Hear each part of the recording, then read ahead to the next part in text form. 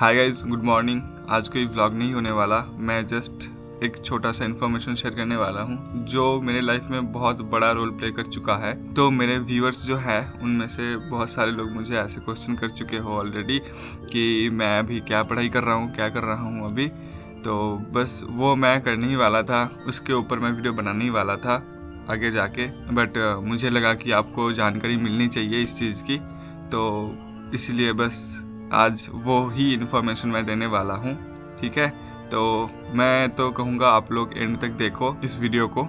तो चलो मैं बताना शुरू करता हूँ। ओके, तो गाइज बात ऐसी है कि बैक इन 2019 तब मुझे ना डेंगू हुई थी। ठीक है, डेंगू होने के बाद मैं हॉस्पिटल पे एडमिट था एंड वहाँ से क्योर होके घर आ गया था। विद इन 1 वीक, एक हफ्ते के अंदर अंदर मैं घर आ गया था। एंड घर आने के बाद फिर मैं ठीक ठाक रहा, सब कुछ ठीक चल रहा था। लेकिन 1 महीना 1.5 महीने के बाद कुछ सिम्टम्स दिखाई दिया मेरे बॉडी में एंड उसकी वजह से मम्मी पापा मुझे डॉक्टर के पास ले गए। एंड वहाँ पे डॉक्टर ने बोला कि ये कुछ ज़्यादा मतलब सीरियस कोई बात नहीं है, ये जस्ट डेंगू हुई थी, इसलिए बॉडी थोड़ा वीक है एंड प्लेटलेट्स वीक है, स्पेशली इम्यूनिटी सिस्टम वीक है, इसलिए ये हो रहा है।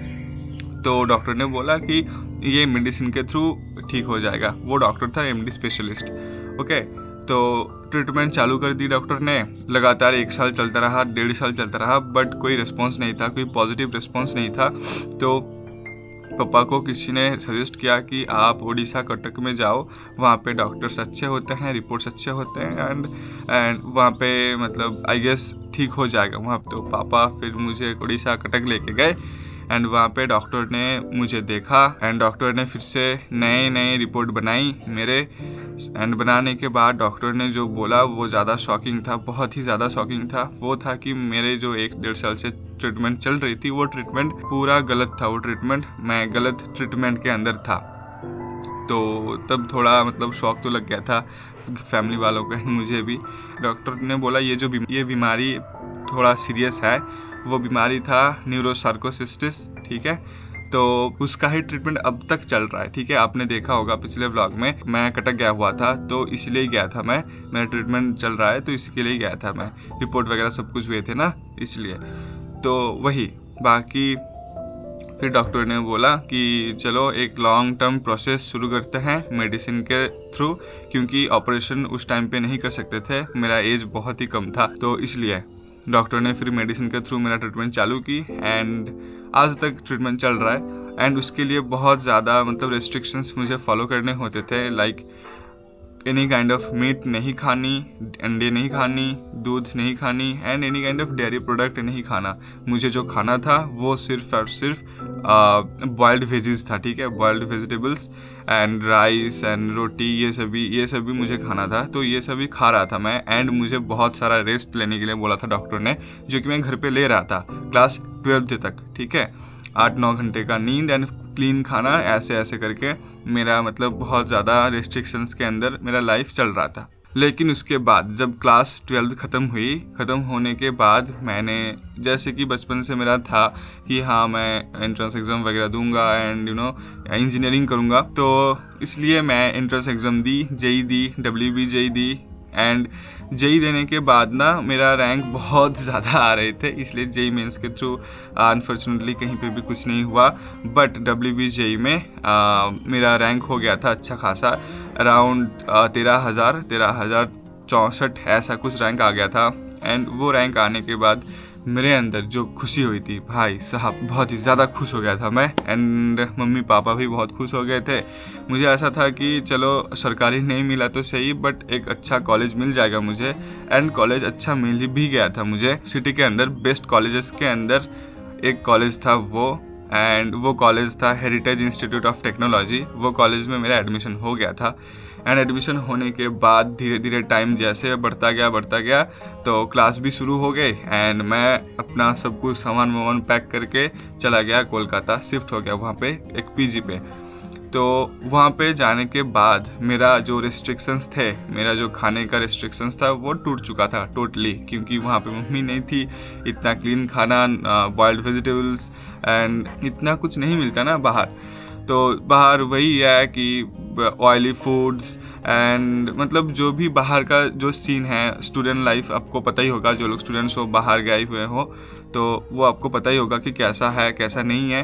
बस ऐसा चलता रहा एंड मेरा भी वही है कि मैं क्या कर सकता हूँ, बाहर गए हुए हैं, बाहर पढ़ाई कर रहा हूँ तो मुझे खाना वाना उसका ज़्यादा कुछ ध्यान नहीं दिया मैंने, जो हो रहा है सो हो रहा है। फिर भी मैं बहुत मतलब फ़िल्टर करके ही खाता था, बट फिर भी कितना ही मैं फ़िल्टर करता।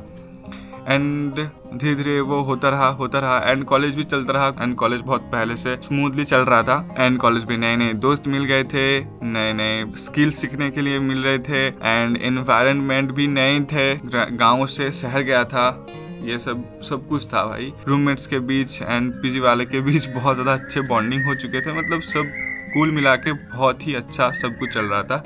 लेकिन वो जो खाने का रिस्ट्रिक्शंस हैं उसके ऊपर मैंने ज़्यादा ध्यान नहीं दी एंड मैं ध्यान देने के बाद भी मैं कुछ नहीं कर सकता था, तो वो चल रहा था 1-2 महीने चला एंड उसके बाद ना अंदर ही अंदर वो जो प्रॉब्लम था वो प्रॉब्लम धीरे धीरे फिर से होने लग गया था।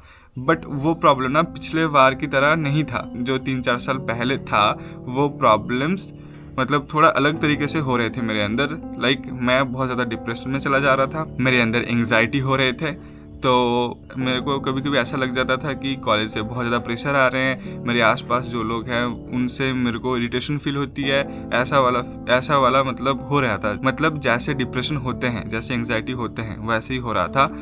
एंड फिर एक दिन मम्मी पापा से बात हो रही थी एंड 3 महीने बीत गए थे ये होते होते, पर मैंने कभी भी घर वालों को कुछ भी नहीं बताया कि लेट इट भी। मैंने सोचा कि लेट इट भी, चलो चलते रहो, कुछ नहीं होगा, ये शायद मतलब मैंने ऐसे ही सोचा कि यार छोड़ो कुछ नहीं होगा, ऐसा वाला। फिर मम्मी पापा को एक दिन कॉल किया, नॉर्मली बात हो रही थी, मम्मी से बात हो रही थी, बट सडनली ना मैं मम्मी से बात करते करते रो पड़ा एंड बस उस दिन तो कुछ नहीं हुआ उतना ज़्यादा। बट अगले दिन पापा आ गए, पापा आने के बाद फिर मुझे पूछा, मेरे को बताया कि क्या हुआ, क्यों रो रहा था, ये सब चीज़ें। फिर मैंने मम्मी पापा को सब कुछ बताया कि हाँ यहाँ पे ये सब हो रहा है, खाने का ये सब हो रहा है एंड मेरे को नींद प्रॉपर नहीं आ रही एंड मैं लाइक डिप्रेशन में जा रहा हूँ, अभी भी एंग्जाइटी हो रही है, पता नहीं क्यों। तो ये सब चीज़ें होने के बाद पापा ने मुझे डॉक्टर के पास ले गए। डॉक्टर ने फिर बोला कि आप खाने के रिस्ट्रिक्शंस तोड़ दिए, आपका स्लीप साइकिल वो भी ख़राब हो गया, आप जो कंफर्ट जोन में थे वो नहीं है, आप जो क्लीन खाना खाते थे वो सब कुछ नहीं है, तो आपका जो मतलब बॉडी है वो ये सब नहीं ले पा रहा है, तो यू नीड रेस्ट। ओके, तो वो सुनने के बाद मम्मी पापा का पहला थॉट जो था वो ये था कि चलो बहुत हो गया, आप घर चलो, घर जाके आप पहले रेस्ट लो, फिर होगा पढ़ाई।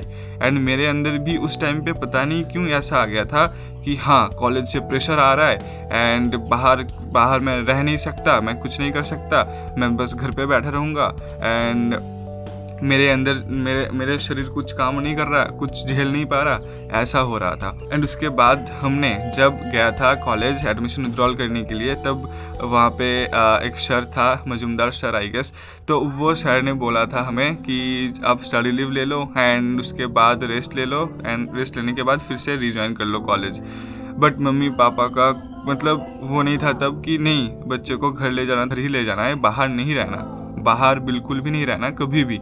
अब घर के पास जो होगा, घर के पास कुछ पढ़ाई वढ़ाई अगर होगा तो घर के पास से ही कर लेगा, तो ऐसा था। एंड मेरे अंदर भी वही चल रहा था, सिर्फ और मम्मी पापा का दिमाग में ये नहीं चल रहा था, मेरे दिमाग में भी ये चल रहा था, नहीं मैं भी बाहर नहीं रहूँगा, घर के पास ही कुछ कॉलेज में जो है नॉर्मल से डिग्री कोई कर लूँगा, मैं पढ़ाई कर लूँगा, घर पे रहूँगा, मतलब मैं ठीक रहूँगा एटलीस्ट, ये सोच रहा था मैं। जबकि वहाँ का कॉलेज बहुत ही ज़्यादा सुंदर था एंड वहाँ के एनवायरनमेंट बहुत अच्छी थी एंड बहुत सारे दोस्त हो गए थे। हालांकि मैं वहाँ पे ज़्यादा बात नहीं करता था इसी के वजह से, मतलब मेरे को ऐसा लगता था कि यार बात नहीं करूँगा, ये ऐसा ही था, मतलब मेरे दिमाग में कुछ चल नहीं रहा था उस टाइम पे, तो ऐसा ही था। वहाँ पे अच्छे अच्छे दोस्त मिल गए थे एंड रूममेट्स भी काफ़ी अच्छे थे, उनके साथ अच्छा बॉन्डिंग भी हो चुके थे। बट मतलब हेल्थ इश्यूज़ के चक्कर में मेरा एडमिशन विड्रॉल कर लिया हमने एंड उसके बाद घर आ गया।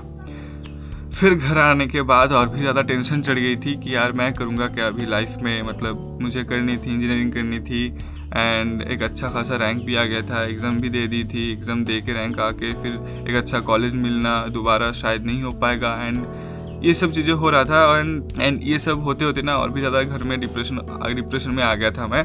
एंड मम्मी पापा उस टाइम में मुझे बहुत सपोर्ट की। तो मम्मी पापा ना मुझे एक बात बताया था, ये है कि लाइफ आपको सेकेंड चांस देगी, एंड जब सेकेंड चांस देगी ना तो वो सेकेंड चांस अच्छे तरीके से यूज़ कर लो, एंड सेकेंड चांस देगा ही देगा लाइफ आपको। तो मम्मी पापा ने मुझे ये बात बताया था उस टाइम पे। एंड ये नहीं, और ये भी बताया था मुझे कि चलो आप कॉलेज से ड्रॉप आउट हो गए, इसका मतलब ये नहीं है कि आप लाइफ में फेल हो गए, ठीक है, सेकेंड चांस आएगी एंड सब कुछ ठीक होगा। ऐसा ही था।